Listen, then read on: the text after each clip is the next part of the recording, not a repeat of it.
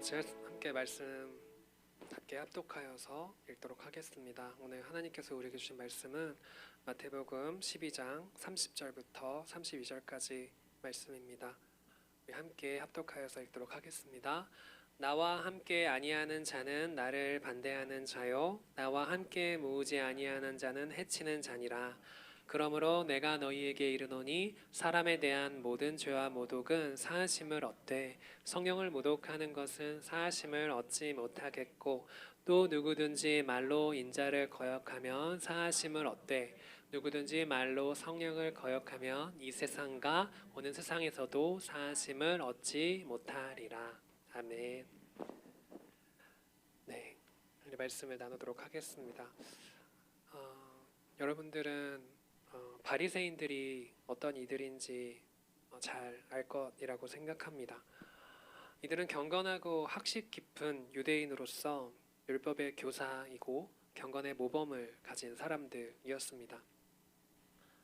네, 모두는 아니겠지만 이들 중에서 일부분이 예수님을 반대하고 예수님을 거역하던 사람들이 있었습니다. 그렇기 때문에 예수님께서는 이들을 향하여서 계속하여서 바리새인처럼 되지 말아라 라는 말씀을 하셨는데, 이 바리새인들은 예수님을 거역하던 이들을 뜻하는 것입니다. 이 바리새인들이 예수님의 사역을 반대하고 예수님의 구원을 거역하는 일들을 계속해서 해왔던 것입니다. 그렇기 때문에 예수님께서는 특별히 강도 높게 이 바리새인들처럼 되지 말라는 이 말씀을 계속하여서 했기 때문에, 사실 우리들의 이해 속에서 이 바리새인들은 굉장히 나쁜 사람들처럼 우리가 생각할 수도 있지만, 실제로 이 바리새인들은 굉장히 우리로 치면은 교회에서 존경받는 분들, 우리로 치면 이제 목장을 해서 계속 이끄시는 리더분들, 성경 공부할 때 성경 공부 가르쳐 주시는 분들, 이런 분들이 사실은 이 바리새인들이라고 보실 수 있습니다. 그러나 이들이 너무나 많이 알았고, 또 이들이 너무나 그 자신의 지식을 너무나도 자랑하는 것들이 익숙해졌고, 사람들이 이들을 높이 보는 것에 너무나 익숙해졌기 때문에 이들이 곧 예수님처럼 더욱더 자신들보다 더욱 율법에 탁월하고 사람들에게 더 높은 수준의 말씀을 전하는 것에 있어서 질투심을 가졌을 것이라고 생각해 볼 수가 있는 거죠. 예수님의 인기를 굉장히 그들은 두려워했던 것도 있었던 것으로 생각이 됩니다. 그리고 30절에서는 함께하지 아니하는 자는 나를 반대하고 나와 함께 모으지 아니하는 자는 해치는 자다라고 이제 말씀을 하고 있는데요. 그렇기 때문에 앞서 말했던 이 바리새인들은 이미 예수님을 거역하고 이제 반대하는 사람들이었던 것이었죠. 그러니까 예수님께서 말씀하시는 이 30절에서 나와 함께 아니하는 자는 나를 반대한다, 나와 함께 모으지 아니하는 자는 해치는 자다라는 것은 바리새인을 지칭해서 바리새인들에게 하는 말은 사실은 아니었던 것입니다. 왜냐하면 바리새인들은 이미 반대하고 있었기 때문에 그런 것입니다. 이미 예수님을 해치고 싶어하던 사람들이었기 때문에 그렇습니다. 그렇기 때문에 이 말씀은 이미 거역하고 있는 그 바리새인이 아니라 바리새인 옆에 있는 그 무리들에게 하는 말씀이라는 것입니다. 왜냐하면 이 바리새인들은 이미 당신은 구원자가 아니다라고 단정하고 예수님을 대하고 있는데, 너네들은 어떻게 할 거니? 라고 하면서 그 옆에 있는 무리들에게 예수님께서 이야기하시는 것입니다. 너희들이 이 바리새인들과 같을 것이냐? 너희들이 이 바리새인처럼 그렇게 할 것이냐? 그렇게 따라갈 것이냐라고 예수님이 그 무리들에게 이야기하시는 것입니다. 우리들 말로는 총대를 맨다라는 표현이 있는데, 이 총대를 매는 사람은 항상 부담감과 어려움을 갖게 되는 일이 있습니다. 왜냐하면 모든 책임과 모든 평가가 그 사람에게 있기 때문에 그런 것입니다. 그런데 그 총대를 매지 않은 다른 사람들은 상대적으로 마음이 편안합니다. 왜냐하면 자신에게 그 책임이 있지 않다라고 생각하기 때문에 그런 것이죠. 그러나 예수님께서 말씀하심은 너희들이 정말 책임이 없는 거 맞을까?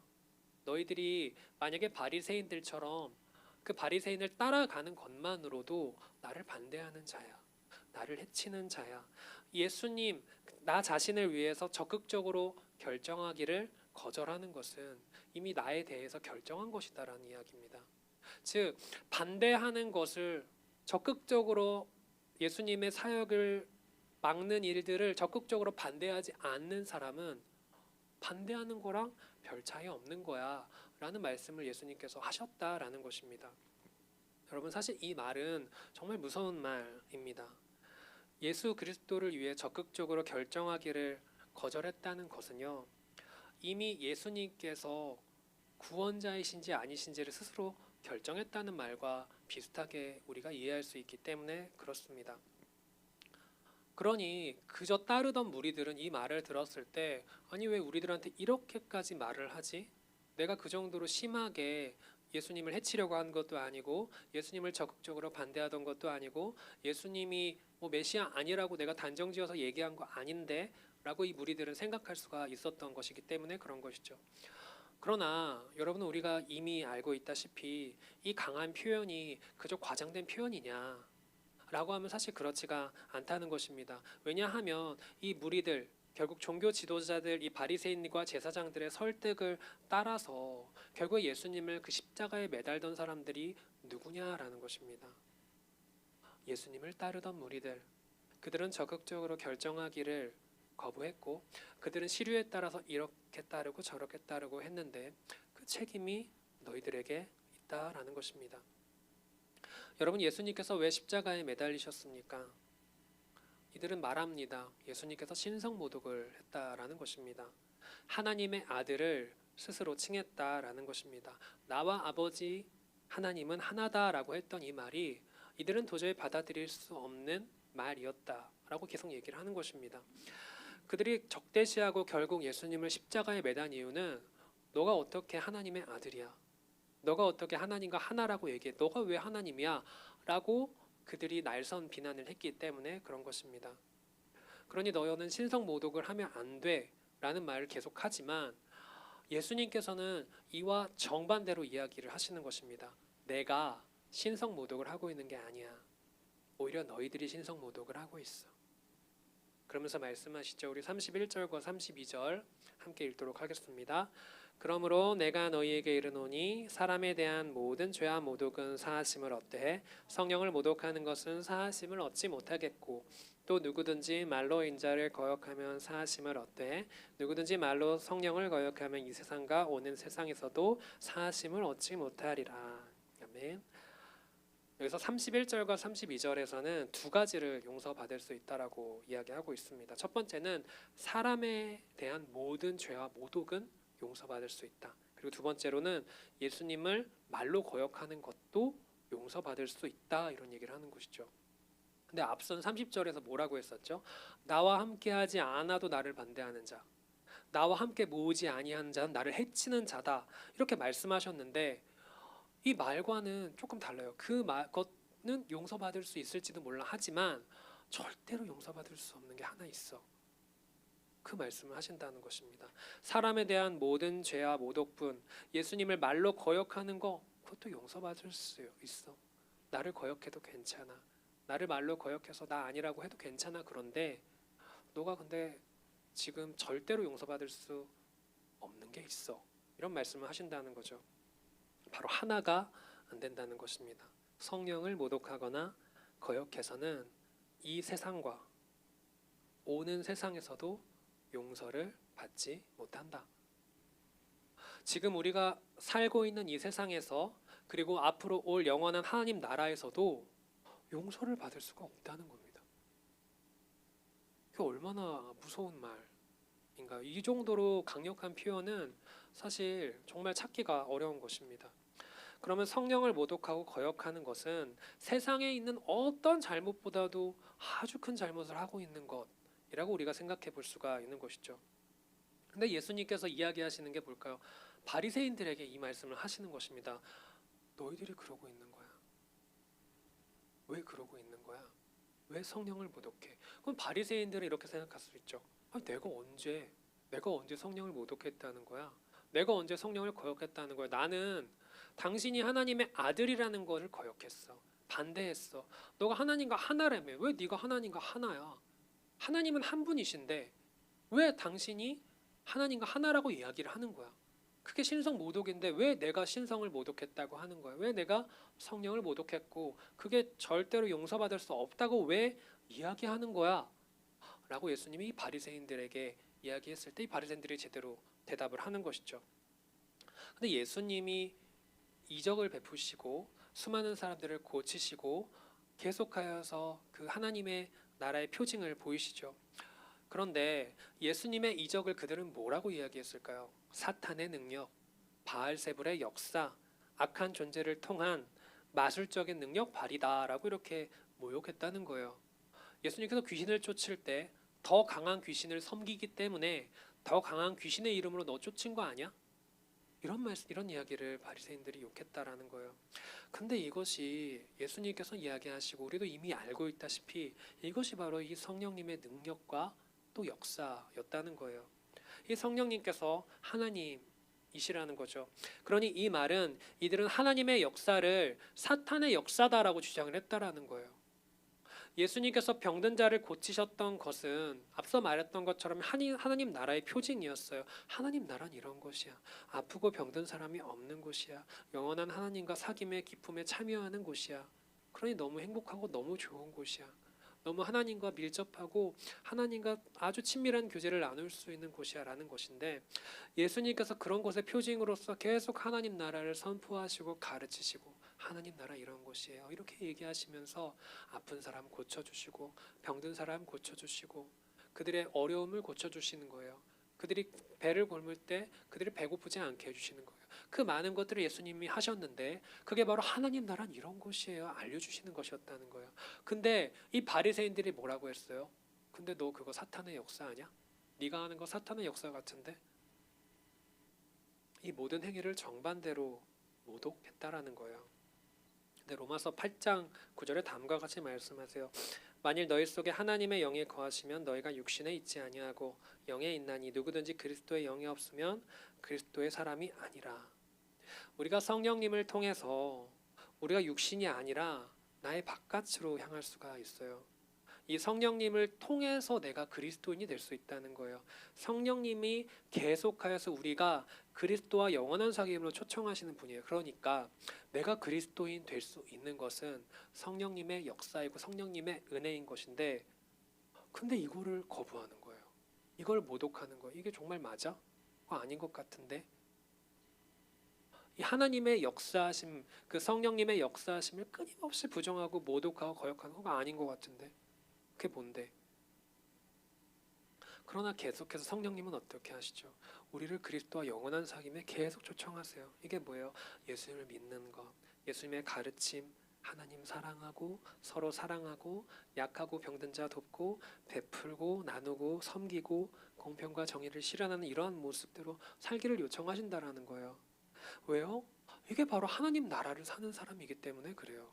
이게 예수님께서 그 공생의 기간 동안에 계속해서 보여주셨던 그 모습이에요. 예수님이 보였던 그 삶의 모습도 하나님 나라를 사는 사람, 하나님 나라를 그 표징적으로 보여주셨더니 바로 예수님이신데, 그걸 보고 이 사람들이 뭐라고 그래요? 사탄 아니야?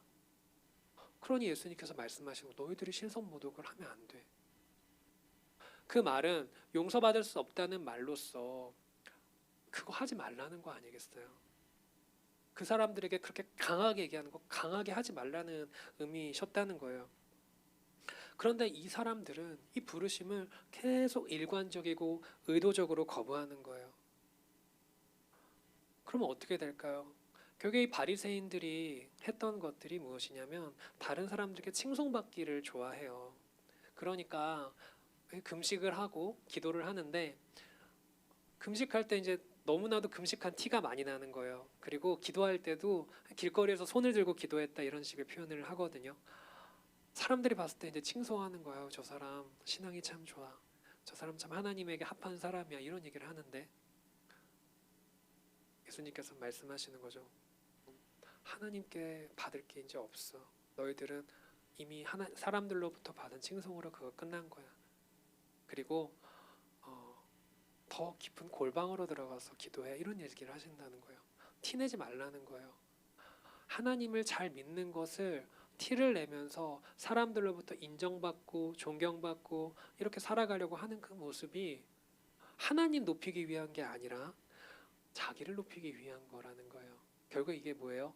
겸손과 전혀 반대되는 모습, 즉 교만으로 흘러가는 일, 수밖에 없게 된다는 것이죠. 그러면서 결국에 하는 것이 이 수많은 사람들이 내 안에 악한 것들을 이렇게 수용하면서 살아갈 수밖에 없게 되는 거예요. 예수님이 인기 있을 때는 막 구름같이 따르던 그 군중들 무리들이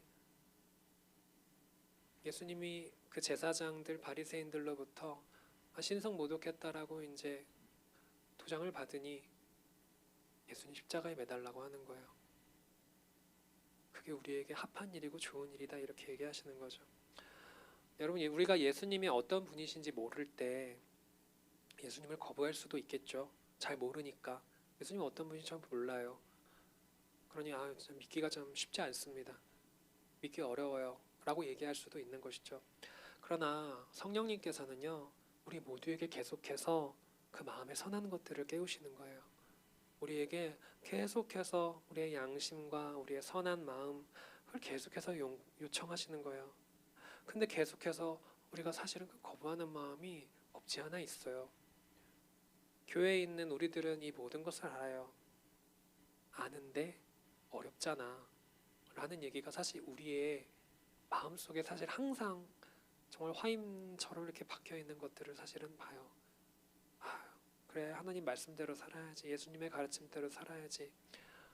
섬기라고 하셨는데 어떻게 섬겨, 베풀라고 하셨는데 어떻게 베풀어. 가진 게 없고 할 수 있는 게 없고. 계속해서 우리가 이걸 핑계 댈 수밖에 없는 게 우리의 아픔이고 우리의 연약함이고 때때로 우리의 상처이기도 합니다. 여러분, 그러나 우리가 언제까지 그 핑계 속에 있을 수 있는가? 사실 우리 누구도 알 수가 없는 거죠. 우리가 언제까지 저 연약합니다, 저 못합니다, 알긴 아는데 참 어렵습니다, 이게 언제까지 사실 할 수 있을까? 아무도 모르는 거예요. 여러분, 하나님께서 오래 참으시는 분이라는 건 너무너무 잘 아실 것입니다. 하지만 올해가 언젠가, 그리고 도저히 알 수가 없는 것이죠. 올해가 대체 언제까지일까? 오래 참으시는 그 하나님이 대체 언제까지 참아주실까? 지금까지 참아주신 거 보면 참 오래 참으시는 분 같긴 한데 또 이후의 시간은 어떻게 될지 참 알 수가 없는 것이죠. 여러분, 우리가 말씀을 듣는다는 것은요, 또 한 번의 기회를 얻는 거예요. 내가 예수님의 말씀대로 그 복음대로 사는 거, 서로 사랑하고 섬기는 그 예수님의 모습을 내가 한 번 더 배우는 거예요. 그러면 또 한 번 약간의 티켓 같은 게 주어지는 거죠. 티켓이 주어져서 선하게 살 수 있는 티켓을 드립니다, 그대로 살아가세요 이렇게 주는데 근데 저는 이거 어렵습니다, 그렇게 할 수 없습니다라고 하는 것. 그러나 예수님께서는 지금도 계속해서 우리의 모든 순간순간마다 계속 티켓을 이렇게 주시는 거예요. 너가 선하게 살 수 있는 이 기회를 주고 싶어. 너가 나를 닮을 수 있는 기회를 주고 싶어. 너를 하나님과의 영원한 사귐에 동참할 수 있고 참여할 수 있도록 너가 하나님 나라 살아갈 수 있는 티켓을 줄게. 그러나 항상 우리에게 어려운 것은 이게 막막한 것이죠. 내가 어떻게 해 그걸. 이게 말이 좋아서 티켓이지. 그 티켓으로 내가 대체 어떻게 그거를 할 수 있다는 거야. 그러니까 우리에게 성령님께서 함께 하시는 것이죠.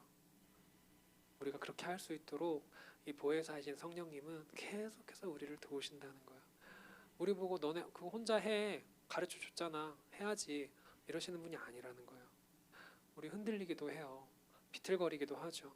그러나 우리를 계속 누군가가 완전히 넘어지지 않는 게 이상해요. 나 완전히 넘어질 것 같은데 이 정도면 내가 완전히 미끄러져서 자빠져야 되는데 안 자빠지는 거예요. 이상하다, 왜 그러지? 보이지 않는 그분께서 나를 끊임없이 도우시는구나. 여러분, 나의 믿음 없음을 한탄하면서 더 좋은 믿음 갖기를 우리가 애쓰고 기도하고 울면서 또 그 가르침대로 매번 살지는 못하지만 해나가는 이 모습이 성령님께서 나를 도우시는구나, 참 도우시는구나. 여러분, 이런 말이 있습니다. 믿음에는 언제나 무엇인가 부족하다. 우리는 믿음에 관해서 일생에 걸쳐 배워도 충분하지 않을 것이다, 이런 말이 있어요. 완벽한 하나님께서 우리에게 완벽한 믿음을 사실 기대하시지 않을 거예요. 왜요? 우리를 너무 잘 아시니까. 티 하나 없이 깨끗하고 완벽하게 막 절제되어져 있는 그 믿음 하나님께서 원하시지 않을 것이다. 당연히 아실 것이다. 못하는구나, 알고 있다라고 생각하실 거예요. 그러나 하나님께서 우리의 중심을 너무너무 잘 아시는 것이죠. 우리가 살아내고자 하는 삶도 너무 잘 아시는 거죠. 그러니까 계속해서 넘어지려고 하는 그들에게, 우리에게 성령께서 지금도 우리에게 손을 내밀어 계시는 거예요. 예수님께서 우리를 위해 십자가에서 죽으셨고 부활하셨고 고향되셨고 지금도 하나님의 우편에 계신다는 그 믿음을 우리가 우리 자신의 힘으로 믿은 게 아니잖아요. 이게 선물로 주신 거잖아요. 아유, 어떻게 믿게 해주셨지, 감사하다. 그런데 그 받은 믿음대로 계속해서 살기를 요청하시는 거죠. 왜냐하면 그게 살아있는 믿음이니까. 그대로 살아가야지, 우리가 그 믿음대로 살아가야지. 아, 예수님을 닮아가는 먼저 된 자로서 예수 그리스도는 이렇게 사는 거야. 예수님 믿는 사람 이렇게 사는 거야. 하나님 나라 사는 사람은 이렇게 사는 거야라는 것을 알려줄 수 있는 것이기 때문에 그렇죠. 여러분, 우리의 옆에 있는 분들을 보면 참 하나도 같은 구석이 없는 것을 봅니다. 제가 길 가다가 정말 모를 사람들의 구성원을 보면 다 패션도 다르고 생김새도 다르고 느낌도 다르고, 그런 사람들 보면 아, 교회에서 야유회 나가시나 보다 이런 느낌을 받을 때가 있어요. 특히 이제 그게 청년들 중에 심한데, 지금 청년들도 보셔도 뭔가 제각각인 것 같은 느낌이 사실 듭니다. 그러나 아, 성령님께서 우리를 붙들어 주셔서 우리를 교회로 이끌어 주셨구나, 참 감사하면서도 참 너무 은혜롭다는 생각을 합니다. 여러분, 성령을 회방하는 죄는 참 두렵습니다. 그러나 그런 두려움이 있다는 것 자체가 여러분이 아직은 성령님을 원하고 있다는 증거라는 것입니다. 진짜 회방하는 자는 어떤 자일까요? 두려움이 없어요. 아, 몰라, 난 그냥 그렇게 살래. 아, 뭐 어떻게 이런 것까지 나한테 요구해? 나는 이제 그런 거랑 관심 없어. 이런 사람이 우리가 아닌 것이 참 얼마나 감사한지 모르겠습니다. 오늘 우리의 연약함을 아시는 성령님께서 우리를 도우시려고 기다리고 계십니다. 그분의 손을 붙잡고 나아가기를 바랍니다.